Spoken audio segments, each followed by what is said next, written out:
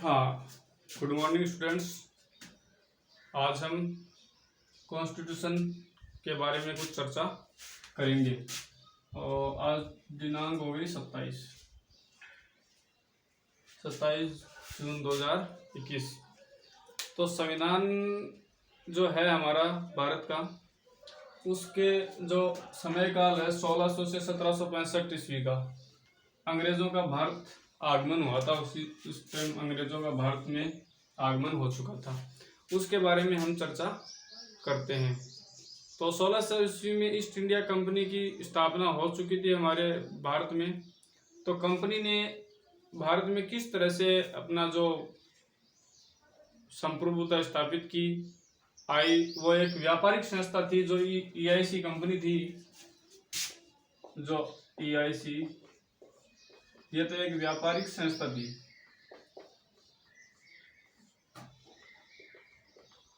व्यापारिक संस्था, तो ये तो एक व्यापारिक संस्था थी। तो इसने किस तरीके से इंडिया में एक राजनीतिक संस्था बनकर संप्रभुता स्थापित कर ली हमारी रियासतों पर, चर्चा करते हैं। आइए हम।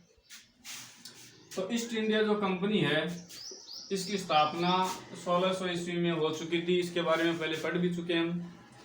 फिर जो इंग्लैंड था, इंग्लैंड की महारानी थी एलिजाबेथ, इसका शासन था इंग्लैंड में 16वीं शताब्दी के अंदर। जो 16वीं शताब्दी है, 16वीं शताब्दी में इंग्लैंड में शासन किसका था ये पूछा जाता है। तो इंग्लैंड में शासन था महारानी एलिजाबेथ का शासन था।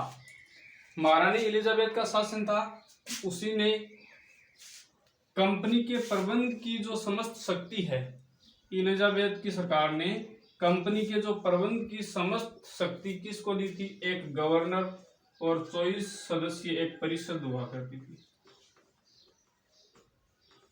इनके हाथों में पूरी शक्ति थी। एक गवर्नर होता था और 24 मेंबर की एक जो परिषद होती थी। इनको कंपनी की जो समस्त शक्ति है, जिसके अंतर्गत शासन चलाने के लिए नियम, उपनियम, विधि बनाने की शक्ति इस परिषद में हुआ करती थी। परिषद और गवर्नर में निहित हुआ करती थी। आइए नीचे देखते हैं क्या लिखा हुआ है स्लाइड में। भारत में कंपनी का सर्वप्रथम व्यापारिक केंद्र क्या था? तो भारत में कंपनी का सर्वप्रथम व्यापारिक केंद्र था सूरत। बहुत बार परीक्षाओं में पूछा भी जाता है कि व्यापारिक केंद्र कौन था, तो कहाँ था? तो सूरत था। अब सूरत था, फिर उन्होंने कालांतर में आगे चलकर बंबई, मद्रास और कलकत्ता, इनमें भी अपने जो व्यापारिक केंद्र स्थापित कर लिए। इनको प्रेसिडेंसी नगर भी कहा जाता था। प्रेसिडेंसी नगर, बंबई, मद्रास, कलकत्ता, मतलब कंपनी ने जो व्यापारिक केंद्र शुरू किए थे उनको प्रेसिडेंसी नगर भी कहा जाने लगा। तो ध्यान में रखना, बंबई, मद्रास, कलकत्ता ये बाद में कालांतर में स्टार्ट कर दिए थे कंपनी ने। और सर्वप्रथम कहां पर किया था? तो सूरत में व्यापारिक केंद्र बनाया था। कारखाना खोलने की अनुमति किस शासक ने की थी? जहांगीर ने की थी।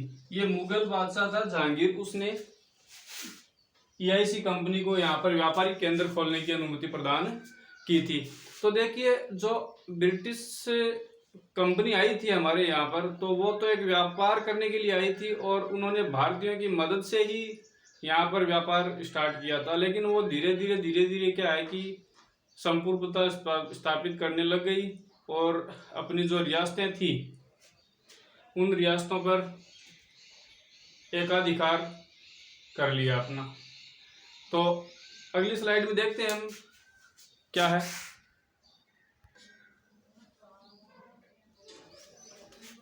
आगे की स्लाइड है, इसमें देखो 1600 से 1765 ईस्वी में अंग्रेजों का भारत का आगमन ही हमारा टॉपिक है। उसमें 1726 ईस्वी में राजलेख आया था। चार्टर भी बोल सकते हैं, चार्टर को राजलेख हिंदी में कहा जाता है। तो इस चार्टर ने क्या कहा था कि कलकत्ता, बंबई और मद्रास, इन तीनों जो प्रेसिडेंसी नगर बोलते थे, इन तीनों में विधि बनाने की, जो इन तीनों पर विधि बनाने की शक्ति गवर्नर जो परिषद होती थी उनकी, उसके अधीन होती थी। उस परिषद में 24 मेंबर होते थे, पहले हम पढ़ चुके, 24 मेंबर होते थे। गवर्नर और उसकी परिषद जो थी वो इन तीनों नगरों में प्रेसिडेंसी नगर थे, कलकत्ता, बंबई और मद्रास, उसमें विधि बनाने की शक्ति रखते थे। और विधि बनाने की जो शक्ति थी उस पर दो मुख्य रेस्ट्रिक्शन भी थे, प्रतिबंध भी थे। वो प्रतिबंध क्या थे? मुख्यतः प्रतिबंध वही थे कि जो विधि बनाई जा रही है वो विधि आंग्ल विधि के विपरीत नहीं होनी चाहिए एक तो, यानी इंग्लैंड में जो विधि चल रही है उसके विपरीत नहीं होनी चाहिए। भाई कोई भी हो, देखो हम जो काम कर रहे हैं तो ऐसा हम सोचते हैं कि हमारे विपरीत में कोई काम नहीं होना चाहिए। हमारा जहाँ तक प्रयास रहता है यही सोचते होंगे कि कोई हमारे विपरीत ना हो। तो वैसा ही ब्रिटिश लोगों ने यहाँ सोचा कि हम यहाँ जो विधि जो बनाई जाए वो इंग्लैंड के लोगों के विरुद्ध नहीं हो और रिजनेबल हो, युक्ति युक्त भी हो। और ये जो विधियां बनाई गई थी ये लागू कब होती थी? ये जो विधियां थी लागू कब होती थी? वहां का जो निदेशक बोर्ड होता था, निदेशक बोर्ड, वो अनुमोदित करता था।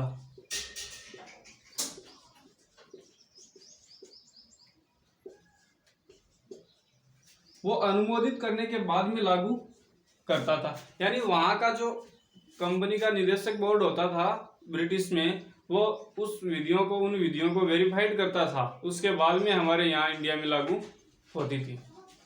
चलो आगे देखते हैं। फिर आगे बात करते हैं तो 1757 में प्लासी की जो लड़ाई हुई थी अंग्रेज, उसमें अंग्रेज बंगाल का जो शासक था सिराजुद्दौला नवाब हुआ करता था, उसको हरा दिया था और सिराजुद्दौला को हराकर खुद बंगाल के शासक बन गए थे, हराकर बंगाल के शासक बन गए थे। अब नवाब सिराजुद्दौला को हराकर बंगाल के शासक बन गए थे तो इसका मतलब बंगाल में संप्रभुता किसकी हो गई? ईस्ट इंडिया कंपनी की हो गई। तो उस समय मिस्टर इलबर्ट ने क्या कहा था? 1765 ईस्वी में, 1757 ईस्वी में लड़ाई हो गई थी, उसके बाद में मिस्टर इलबर्ट आए थे। इलबर्ट ने ये कहा था कि 1765 ईस्वी को एंग्लो इंडियन इतिहास का युग परिवर्तक काल कहा जाता है। हमने 1600 से 1765 ईस्वी का समय पढ़ रहे हैं, उसके अनुसार 1765 ईस्वी में मिस्टर इलबर्ट ने क्या कहा था?